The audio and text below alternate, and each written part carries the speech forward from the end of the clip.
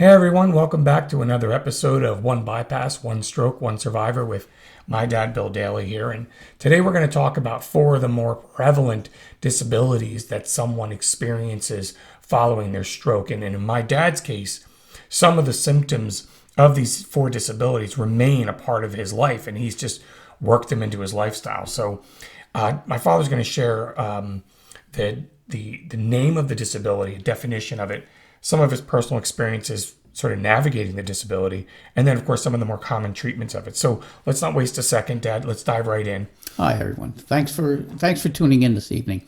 The first item we're going to discuss is hemiparesis, or paralysis, as it is pronounced. This is a function of the function of the brain. Let's talk about the brain for a quick second. The brain is divided into two hemispheres. The left side controls the right side of your body. The right side of your brain controls the left side of your body. I had a left side hemorrhagic stroke, otherwise known as a bleed, which affected my right side, both my upper and lower limb. These particular situations will affect you in walking, being able to hold, grasp objects, and continue to hold them, and at the same time, lack of coordination. This particular area of, I don't want to say expertise, but this disability unfortunately affects, as I had mentioned before, your walking, everyday lifestyle changes, which unfortunately will lead to, as I said, the problem with walking and following up and grabbing those items. If I wanted to grab a can of soda, I can't. I have to pour a glass of soda. Personal experience, which immediately stopped me from going any further into, although I did have rehab subsequently on my right side a number of times. I knew that this was going to be where I stopped. So we went out and we bought some utensils, heavily packaged kitchen utensils for me to try to eat. The first time I tried it, I managed to spear a piece of chicken. Couldn't get my body down, or my arm, actually my right arm, up high enough for me to take the chicken off. So just a second, Dad. So not only does the hemiparesis impact your ability to hold the utensil, but once you actually got the meat on the fork, you couldn't raise the rest of your arm up to bring it to your mouth. Not at all. Okay. And then I tried to lower my head. Right. Couldn't do that either. I couldn't get down that low enough. Put my tongue out and attempt to at least contact it. And lo and behold, like Gene Simmons, there I was. I looked like a fool. And his tongue is not nearly as impressive as Gene Simmons. And then I quit. Basically, I hate to say it, but I gave up in that particular area of my rehab, utilizing my left hand for almost all of the 17 years. And you use your left hand exclusively now for writing, for eating, for everything. Right. Okay. At all, yes. So what are some of the typical treatments for the disability? The treatments, of course, through therapy, through occupational and physical therapy. One can have Botox treatments. Mm-hmm. One will have, right now, and for those since the day of the stroke, my right shoulder blade, the muscles in that area are as tight as a drum. Therapy that will help take care of that. As far as the limbs were concerned, Botox on the limbs from time to time, if that helps any. It just was just a series of different. Also, you would have a therapist when you first get home. Insurance will set up a series of visits by a occupational or physical therapist, or both, to help work with you. To put you through different paces that you might not have received or had received in rehab in order to attempt to bring you back, bring those conditions, those areas of your body back into the same strength that they, or partly at least some of the strength that they had prior to the stroke. And then ultimately, in-home therapies will sort of graduate, if you will, to outpatient therapies where you'll continue your treatment, but you'll leave your home to go and receive care. You will no longer receive it in your home. What's the next one we're going to talk about? Drop foot drop, it may be called. Just the opposite. That's an inability for you to lift your leg, whichever one is affected, up high, up enough for you to take another full step in order for your gait to just go right, left. So when you think of your feet as doing this as you walk, raising them vertically and then down and then vertically and then down, my father does this just fine with his left leg, but his right leg drags across the surface because he can't, without serious concentration and effort on his part, get that leg off the floor long enough to get it to open up. You can't really stride with it unless you really concentrate. No. There is no more striding. Basically, there's no more stepping. Right.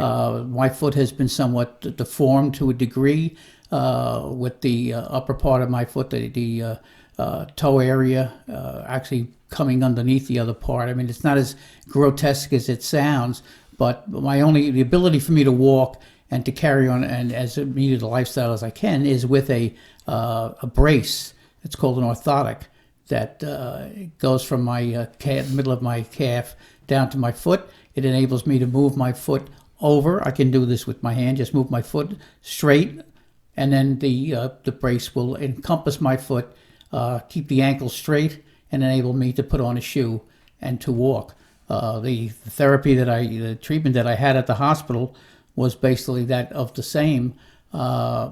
You first began, they hoping you were going to be able to walk, but it was real. I realized, and the physicians realized at first that that wasn't going to happen for me. It's difficult that whether at night or at day you want to go to bed, you want to get out of bed. You've got to have that on your foot. You don't want to sleep at night with that on your leg. Getting out of bed, unfortunately, then you've got to put the brace on. If you want to use the restroom, you've got to put the brace on. No matter where you go, that brace has to be on your foot. Because his foot is literally, and not as dramatically as I'm about to describe, but it is curling under the leg. So if the leg is something that you think of as being in perfect alignment with your foot, his foot actually bends under his leg and towards his left leg.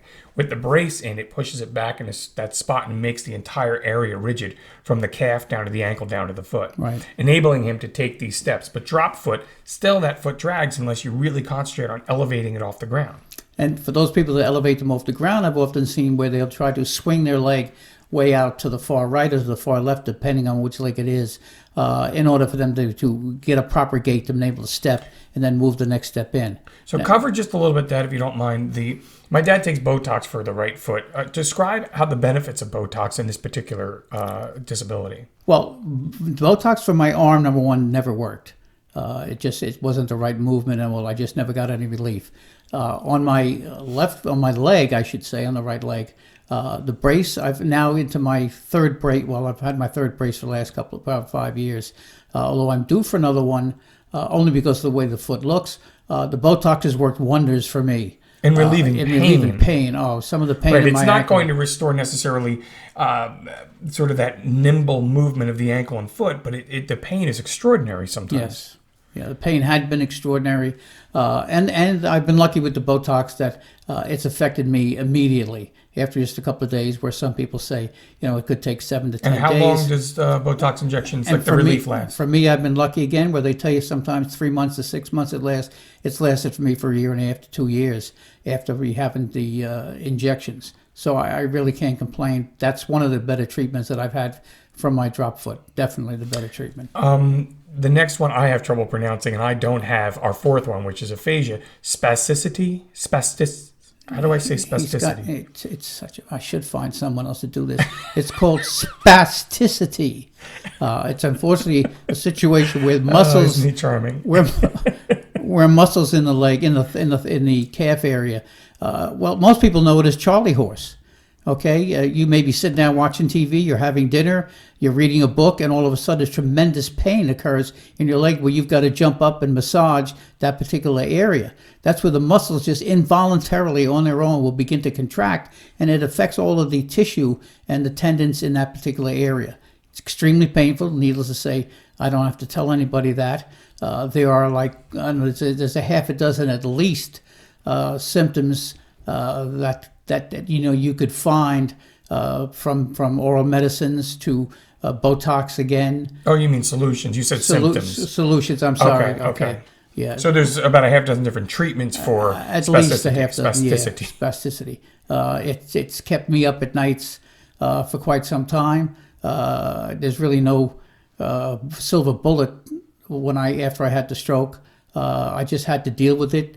Hope that it went away in future. It happened in the leg often and longer episodes. It happened in the arm where I would get pain from my elbow, shooting pain from my elbow to my fingers. And Botox is somewhat of... Botox, as I said, I think I might have mentioned Botox. You did. Yeah, it never worked for my arm. But your leg? But it's been excellent for my foot. Okay. So even though the Botox injections in your foot were meant to help remedy the pain of drop foot, it actually had an ancillary benefit of relieving you of the Charlie horse pains. Right.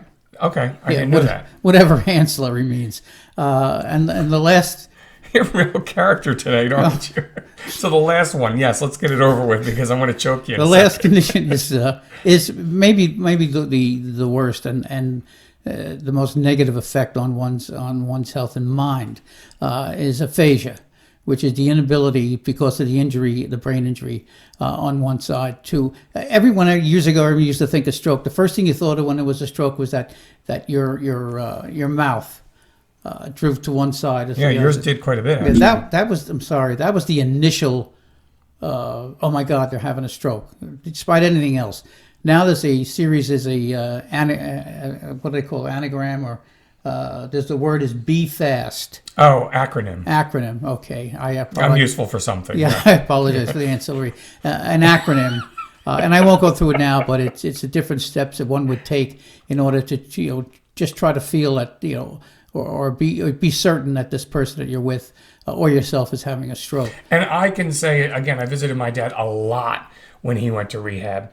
And this is basically, 9, 10, 14 days after his hospitalization.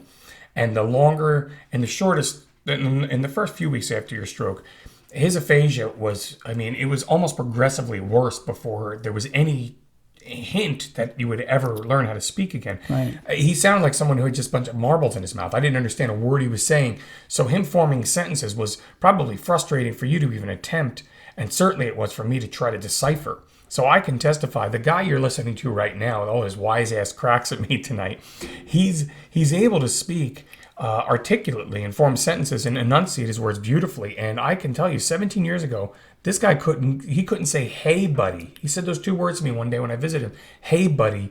And I didn't even understand what he said. I had to sit there for a few minutes. I think he said, "Hey, buddy." It didn't sound like it. So what are the treatments for aphasia? Well, first off, global aphasia, which is the worst, finds one with the inability to be able to speak, to understand, comprehend, write. Anything having to do with your ability to speak and comprehend and write is out the window. Could you form thoughts that just would never result in words? There are many times when one can bring thoughts together in their mind, but they cannot say them. They can enunciate properly. It's an effect. I said that it really does affect your mind, because it is walking and talking or seeing how important they are. There are therapies. The basic therapy is that you're going to need to have a speech SLP, speech language pathologist, and there are like 8 different areas of aphasia. Different types of aphasia, whether you can understand, whether you can read, whether you can comprehend what you've read and what you've seen. That is all part and parcel of bringing back some abilities to handle any of those particular areas. Let me ask you a question real quick before we wrap up. Do you notice today, 17 years later, and I never asked you this, this is a completely impromptu question.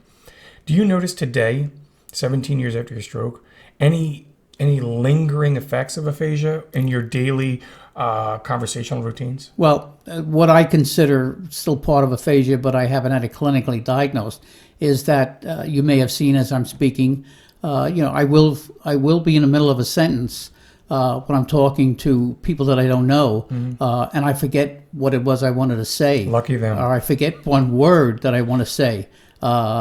Quickly, I've been able to understand to throw another word in that don't even know if it fits, but they don't want to say anything, and they just may think that, well, he's doing it properly, whatever the hell he's talking about. They're probably thanking their lucky stars. Yeah, that I haven't been able to continue properly. Yeah. Okay, that's it. The only thing I can remember, and I can't remember it because you guys wrote things down for me to help me remember what I missed, was when my therapist came in to talk to me, wanted to know my name, couldn't say it, wanted me to write down my name, couldn't do that, wanted me to speak my name.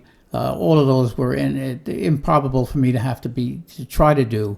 And I did speak 4 words, which there was no correlation at all to what each of those 4 words meant. So to be going from this guy who was throwing 4 words together that had no relationship to one another, to being this guy now who's, taking little cheap shots at me over and over again. It's a real testament to what speech language pathology can do for someone if you practice. I mean, it probably took you an inordinate amount of energy to restore your ability to speak and organize your thoughts. And as you said, even today, there's still some lingering impact. Thanks, Dad. That's really good stuff. I appreciate it. And I hope you found it useful.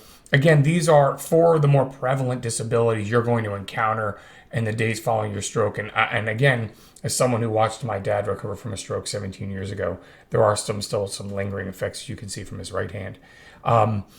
Thanks so much for tuning in and watching tonight. If you have questions for my dad, or there's certain content or certain topics you'd like my dad to address in future videos, say so in the comments and we'll be sure to get back to you on it. Please like this video, share it with people on your social media profiles, and maybe above all else, subscribe so you can get notifications when my dad makes a new video. Thanks so much for tuning in, everybody. Take care. And have a safe evening.